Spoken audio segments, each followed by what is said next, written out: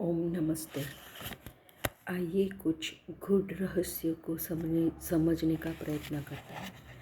मेरे पास आचार्य अग्निव्रत जी की एक बुक है, वैदिक रश्मि विज्ञानम। उनके अनुसार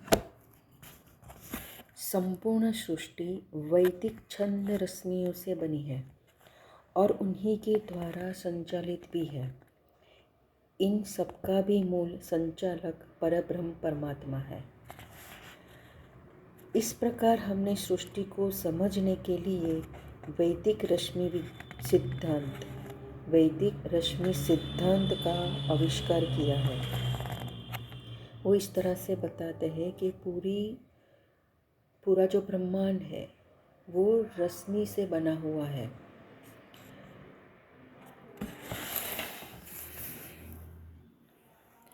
वर्तमान विज्ञान के किसी भी सिद्धांत से अधिक सूक्ष्म, गंभीर और व्यापक है, सूक्ष्मतम है। वैदिक रश्मि विज्ञान के द्वारा ही वेद की अपौरुषीय एवं सर्वविज्ञानमय सिद्ध किया जा सकता है।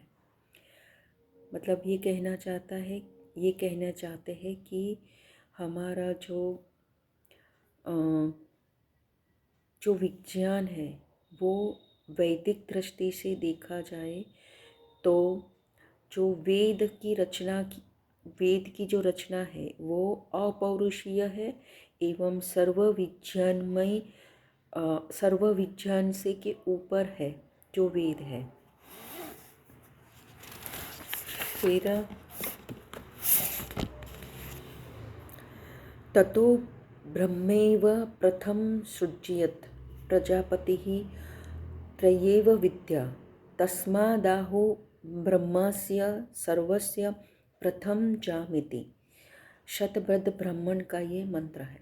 क्षमा करें, मैं संस्कृत को अच्छी तरह से मैं उच्चारण नहीं कर पाती हूँ, पर मैं कुछ और कहना चाह रही हूँ।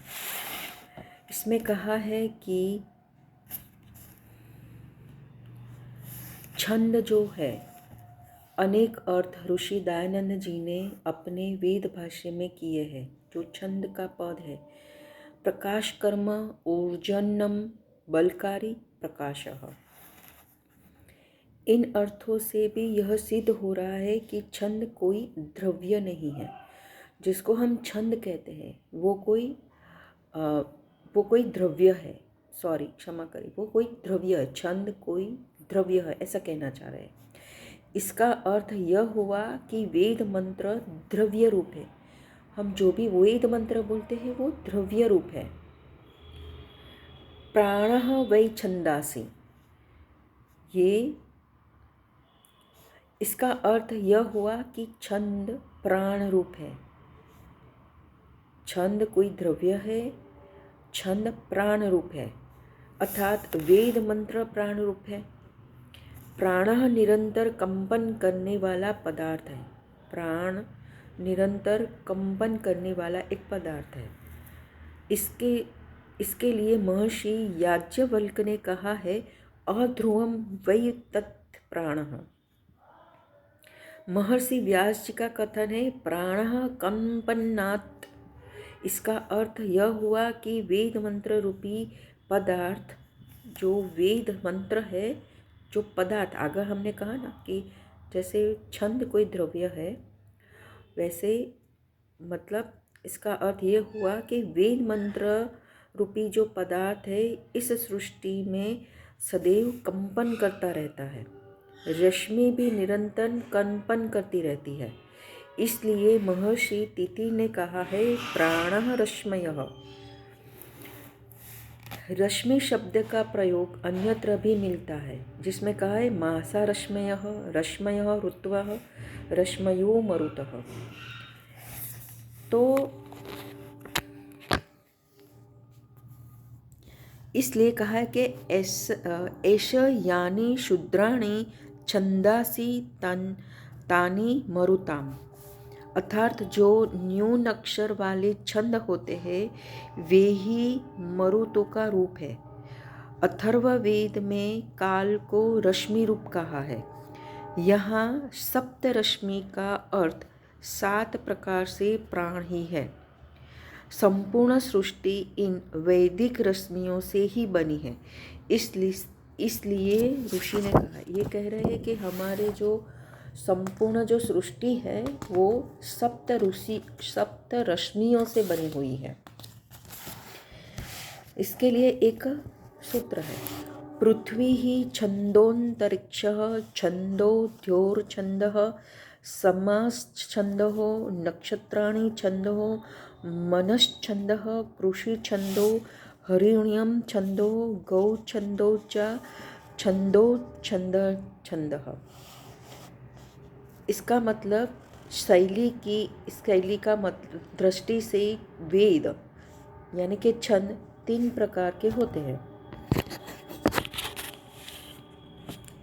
इसमें कहा है, ऋग्भ्यो जाता सर्वंशा मूर्तिमाहो ऋक्वा अयम पृथ्वी लोका।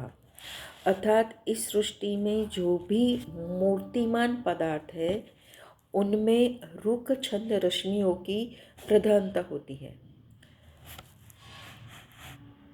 जो भी मूर्तिमान पदार्थ है उनमें ऋक् छंद रश्मियों की प्रधानता होती है। यजुः, इनके विषय में कहा गया है, सर्वां गतिर्या जुषी येव शश्वत अंतरिक्षे वै यजुषामायतनम आंतरिक्ष लोको यजुर्वेदः। इन प्रमाणों का अर्थ यह है कि यह इस सृष्टि में जो भी पदार्थ गति कर रहे हैं वे यजु छंद रश्मियों से बने आकाश में ही गमन कर रहे हैं। इन छंद रश्मियों का विस्तार ही आकाश महाभूत कहलाता है। यानी कि पहले में कहा कि ये जो ब्रह्मांड में जो भी मूर्तिमान पदार्थ हम देख रहे हैं उनमें ऋक् छंद रश्मियों की प्रधानता होती है, और जहाँ भी हम गति देख रहे हैं, जिस पदार्थ में भी हम गति देख रहे हैं वह यजुर छंद की रश्मियाँ इसमें विद्यमान है। और ये जो आकाश है वह इस छंद रश्मियों की ही विस्तार ही आकाश है। फिर कहते हैं साम के विषय में कहते हैं कि सर्व तेज साम रूप्यम यह शश्वत साम वा असो द्युलोकः अर्चिः आदित्यस्य सामानि। अलग अलग उसमें स्पष्टता करते हैं। इसमें कहते हैं कि इन प्रमाणों से यह सिद्ध होता है कि प्रकाश की किरणों एवं प्रकाशित लोकों में साम नामक छंद रश्मियों की प्रधानता होती है। जो भी हम ब्रह्मांड में जो प्रकाशमान वस्तुएं देखते हैं या तो फिर जो प्रकाशित किरण है वो सभी में साम की रश्मियों की प्रधानता है।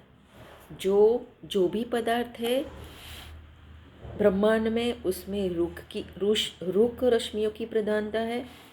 जिसमें भी गति है उसमें यजु छंद रश्मियों की प्रधानता है, और जिसमें भी प्रकाश हम देख रहे हैं उसमें साम रश्मियों की प्रधानता है। आशा है आपको ये आश्चर्यचकित करने वाली आपको ज्ञान आपको लग रहा होगा। बहुत अच्छा लग रहा है जब मैं वेद को सीखने का भी नहीं, मैं तो बहुत शून्य हूँ। ओम।